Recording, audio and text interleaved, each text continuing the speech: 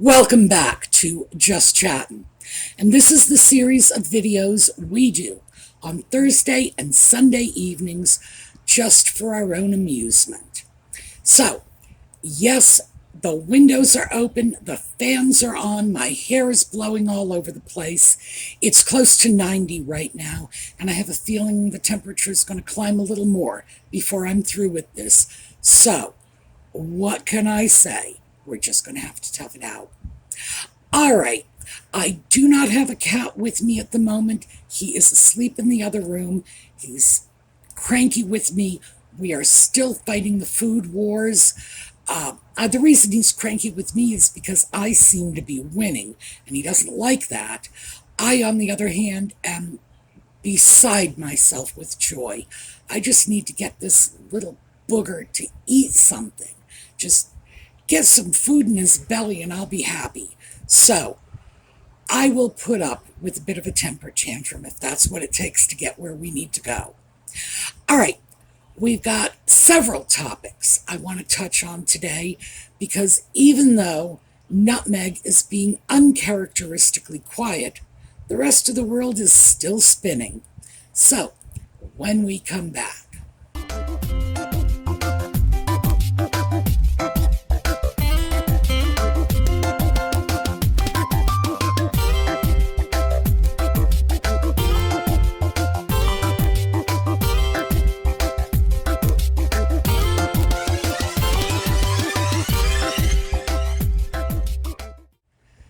So let's start with the sock puppet. And this is just largely opinion. So fair warning on that. I think everybody understands that he made a complete idiot of himself in his testimony against the Mirror Group. I have no idea if these people actually did hack his phone or his answering machine or whatever. No idea. All I know is he hasn't proven it. And he simply got up on the stand in the courtroom and spent 2 days contradicting his own words in his autobiography, a pathetic little memoir of his. And he clearly proved that he doesn't know the truth. Was Spare the truth? Is the testimony the truth? Was the Netflix documentary the truth? No. He wouldn't recognize the truth if it bit him in the butt. Although, frankly, if the truth has any taste at all, it will stay far, far away from him. So I don't think butt biting is in his near future. Everyone is shredding the testimony. And it's not just a question of shredding the testimony. His rather obsessive interest in explaining his relationship with Chelsy Davy and blaming the media for destroying the relationship is really starting to get creepy. This is really starting to look like he's like a jilted, angry lover. You know, she left him and he's got to find somebody to blame so that he doesn't have to take responsibility for the fact that she clearly did not think she caught the brass ring when he walked into her life. Apparently Chelsy Davy is happily married elsewhere. Well, married, I don't know happily. I don't know the woman. I can't help but wonder what Nutmeg must be thinking about this, because I am not the only one who is speculating on Harry's obsessive interest in dragging his relationship with an ex-girlfriend into this bizarre lawsuit fiasco. Is he still in love with Chelsy Davy? It certainly sounds like he hasn't let go. And it's been rather a long time, and he does claim to be hopelessly in love with Nutmeg. All I can say is, if I were Nutmeg, I would absolutely be very, very angry about this. And this would probably be the one time when if she threw a shoe at him, I'd give her a pass because it's inappropriate for a man who speaks about being happily married and moving on with his life. It's inappropriate to be dragging up ex-girlfriends one after another.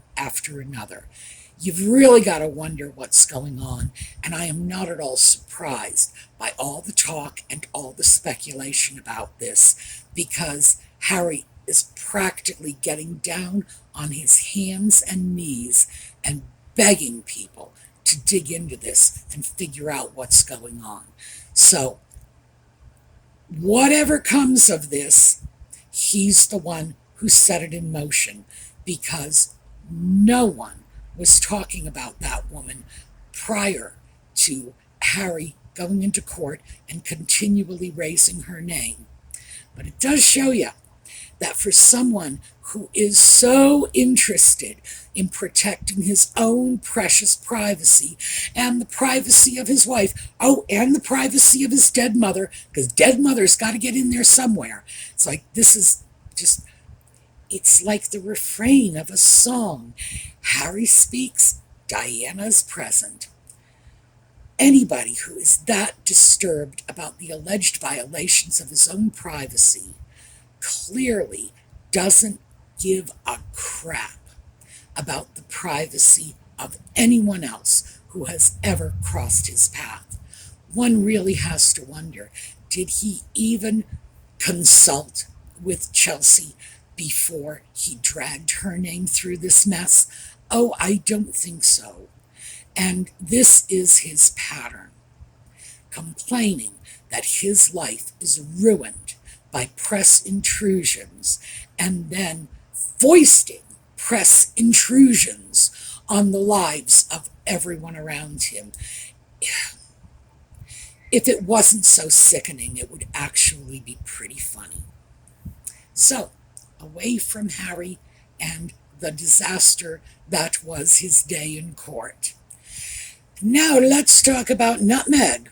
So we do have a Nutmeg story. Apparently, Spotify has canceled Archetypes.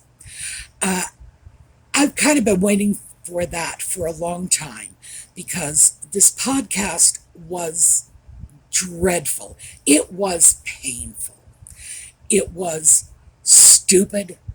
It was just Nutmeg attempting to insert herself into the A-list by pulling much more talented and famous people into her circle, if you will, through this podcast, and then taking these very famous people who were the draw to get people to listen to the podcast. Keep in mind, that was it. They were the draw. And then sitting back and one-upping every anecdote they shared and making everything about her. And as I said from the get-go, these were not even archetypes. These were stereotypes. The woman's ignorance is just frightening.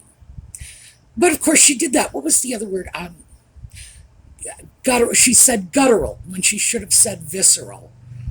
Two words other than the final syllable. They have nothing whatsoever in common. This is not a smart woman. So I don't know why I had any expectation of anything better.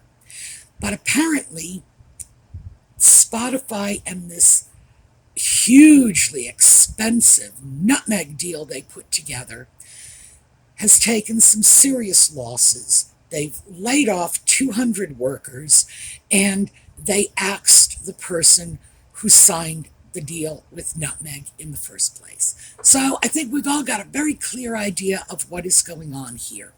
She got signed up when everybody was jumping on the Harkle bandwagon, thinking, oh, they're the new power couple. And it turns out, no, they're the new court jesters. The truth is, nobody has been interested in anything they have to say, unless it's been dishing dirt about the royal family. And that, yeah, people find that interesting. But that's not a healthy interesting, that's not a positive interesting, and it certainly doesn't last. Not when no one in the royal family said more than 3 words to you in the last, 4 years? It had a limited shelf life, and they have nothing more to spill, no matter what they say. They have just shut off all their ammunition, and the guns are empty now. Oh, for the sock puppet. Guns empty. That is for the Second Amendment. It's a Second Amendment reference. When you're through knocking the First Amendment, you can move over to this one. I think you'll like it better. Okay, backing away from that. Next up, apparently Charles is having a birthday parade. Now, this is very normal for the monarch to have large public birthday celebrations. Queen Elizabeth had large public birthday celebrations. She even had an official birthday separate from her actual biological birthday in order to facilitate the need for public celebrations, because her own birthday didn't fall on the best time of year. So, Charles is having birthday bash. It's going to be parades. It's probably going to be a tremendous amount of fun. And I would imagine that this is going to be the summer event for a lot of people in the UK. But it is not going to be the summer event for Nutmeg and her sock puppet, because apparently they are not invited. So, one can only imagine what kind of dreadful stunt they're going to pull to steal the thunder from Charles, because has anything ever gone on for the royal family in the last 4 years that has not produced a backlash from the Montecito morons who simply need to grab the spotlight for themselves? It's just plain who they are. All right. Finally, apparently a local Montecito bike shop that is owned by British expats, I'm assuming they are expats, sent a bike for the putative child, little Archie. And, of course, the bike shop hyped the daylights out of this. For them, I think it was a good idea. It was a cheap stunt, and it's going to give them a lot of publicity. They bring a bike over to Montecito and say, look, we left him a bike. Isn't this great? Post it on social media. Everybody's picking up on this. Isn't this grand? Isn't this, wow. That is a phenomenal amount of publicity for the cost of a kid's bicycle. So, smart move for them. Of course, Nutmeg and the sock puppet are also hyping this for all the publicity it's worth. And they allegedly sent a thank you note. And that's, the media's picking up on this left and right. They sent a thank you note. No, they didn't. Someone on their staff sent a thank you note. And it's, Office of the Duke and Duchess of Sussex. Remember, we're just Harry and Meghan. Remember, we want to get away from all that. Remember, we don't want to be working royals. Remember, we're not going to take titles for our children. All that. Well, yeah. Duke and Duchess of Sussex. And it actually appears twice on this little note. That was not even written by them. They did not even scrawl a signature on the bottom of it, which is pretty outrageous, because having your staff send out your thank you notes, assuming they even did that, Could have been the staff taking it upon themselves, although, frankly, with what we know about Nutmeg, they probably wouldn't. It wouldn't be worth their jobs, and they would almost certainly get fired for doing anything on their own initiative, because she has a reputation for micromanaging everything. So I'm surprised the staff has a chance to go to the bathroom on their own. Nevertheless, it's all the publicity. And that brought something very different to my mind.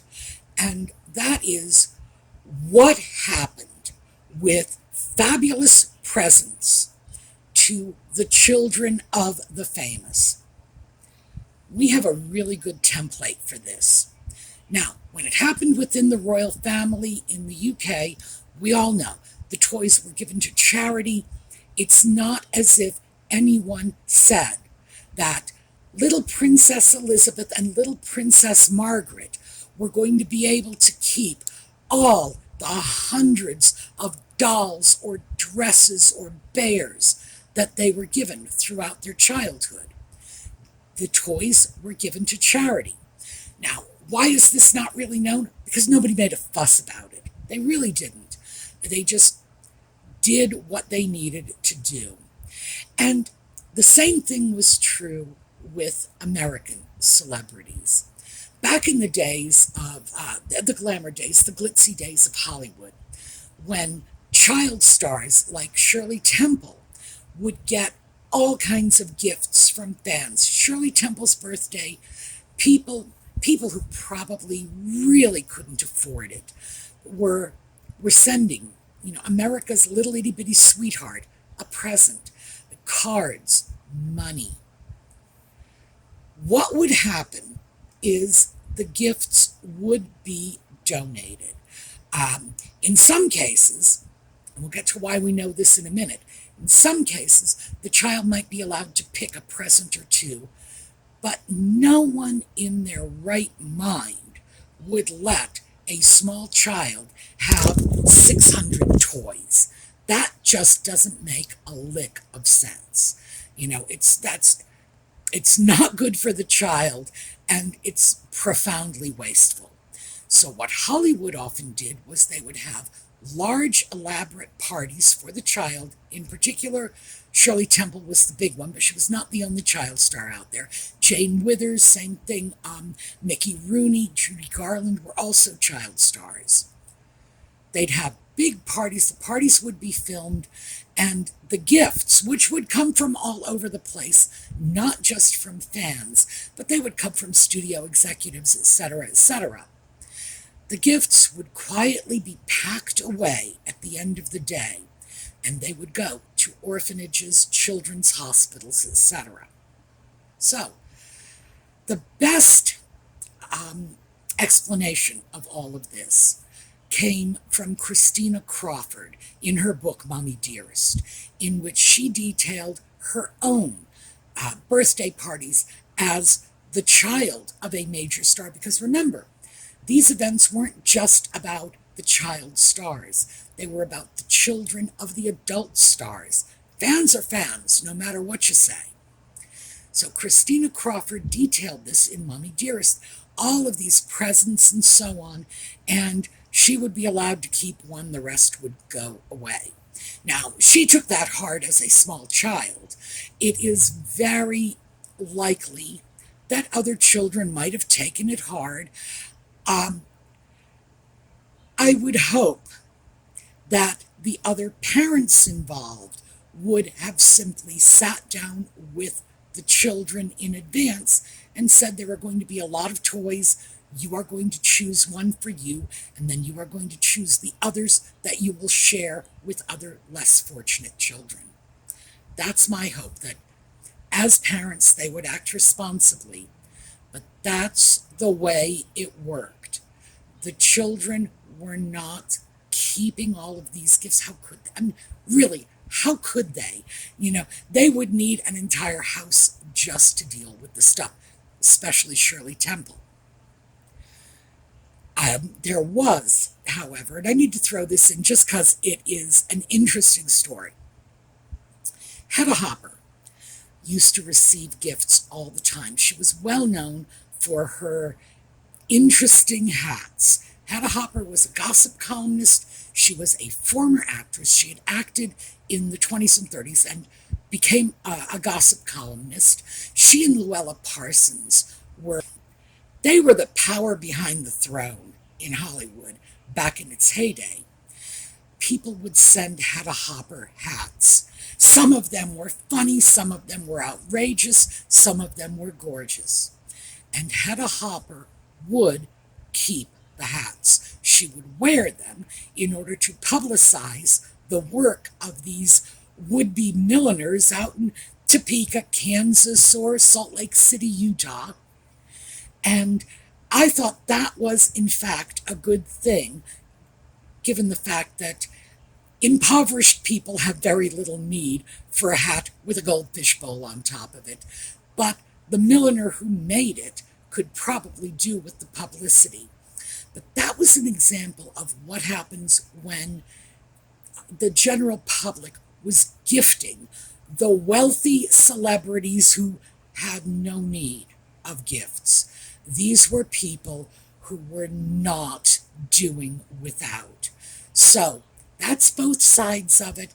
Hedda Hopper, piece of trivia. Does anybody remember who her son was? Remember the Perry Mason show? Paul Drake? That was her son, William Hopper, former Navy SEAL. Very interesting man. Like, good looking too. That's the kind of guy you just want to drop a net over and say, I'm taking him home with me. Hedda, you can keep all the hats you want. Just give me that boy. Anyway, moving on. Is Nutmeg going to give the bicycle to an unfortunate child? Is it going to go to a children's hospital, a physical therapy center, anything like that? God, no. God, no. And that has been picked up on, too, by a number of the sources that have commented on this. That, yeah, so everybody wins. The bike shop gets publicity. Nutmeg and Ginger get publicity. The putative child gets publicity. Although, I don't know if publicity is of any value to a child who, for all we know, is locked in the closet somewhere, because we don't see him. But are they doing something useful with this gift that they clearly do not need? Well, no sign of that so far, and it's definitely been quite a while since his birthday, so I would say no. The journals and newspapers and magazines who are saying, well, isn't this just characteristic of Nutmeg? Getting a present and she's just going to keep it. Because that was how she made her living back in the day before Harry. She wanted a trip, she would convince somebody to gift it to her as a freebie because she was a social media influencer. She had a blog, she was on Suits, she could command public attention, and she got pretty fat off people's freebies for influencers. So, is she giving it back? Nah. If they were going to give this to charity, after all, it's been more than a month. It would have been done already. If they do end up getting shamed into giving it to charity, well, fantastic for the charity. Fantastic. Fantastic for the bike shop, Hey, but they're getting their mileage out of it. But are Nutmeg and Ginger going to be able to take credit for doing something they've been publicly shamed into doing? No, that's not quite so fantastic. I'm not feeling quite that generous. But let's see, because as I say, it's coming out. The shaming is there, but it's so far low-grade shaming. Probably not enough to encourage Nutmeg to part with that bicycle. What does a small child's bicycle cost? I'm figuring $300 tops. How much more can it cost? It's a kid's bike, right? So, what is the shaming worth? At this point, I think we're going to be able to watch and put a price tag on it. Will they eventually succumb to the shaming and give it away? I don't know. As I say, we will watch. All right, before we go, I do want to quickly make mention of something with regard to our charitable contributions, because I raised this a couple of weeks ago and did some follow-up, but I didn't share that with you. I contacted Trevor Colt to find out what his situation was vis-a-vis getting his channel remonetized. So he sent me a copy of a communication he got from YouTube. And I'm not concerned about sharing this with you because, as you all know, any of you who watch Trevor Colt, he puts everything out there. It's out there for you. He does not conceal what's going on, and this is something I don't think should be concealed. YouTube is not even going to not even reconsider monetizing his channel until next spring, March of 2024. So we are committed to picking up whatever of the slack that we can regarding the donations his channel had been giving to PTSD resolutions. We're going to do what we can. Now, we can't fill the gap that was left when Trevor lost the monetization. Can't do that. But we can at least do something.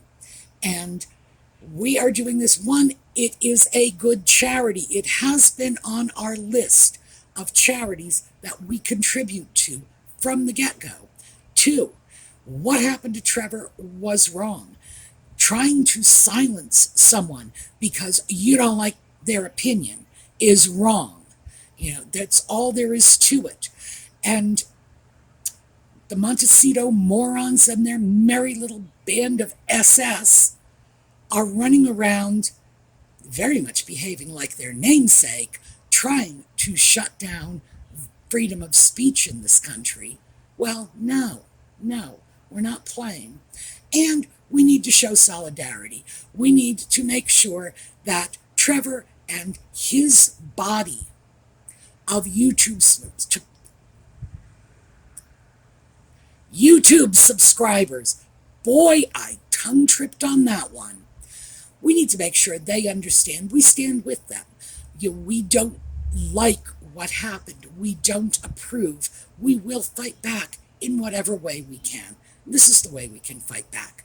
So, having raised that a couple of weeks ago, I thought we would finish up. Personally, I am aghast that no one will even reconsider the decision until 2024. Wow. It frightens me that people, special interest people, who have no goal beyond controlling what the public says about them, has so much clout. But we all need to be very much aware of this. All right, that's what I have for you folks today. We are going to take a look at a slideshow on the way out. I have not decided what yet. I will go pick out something fun. I will see you all next week. And in the meantime, have a terrific day.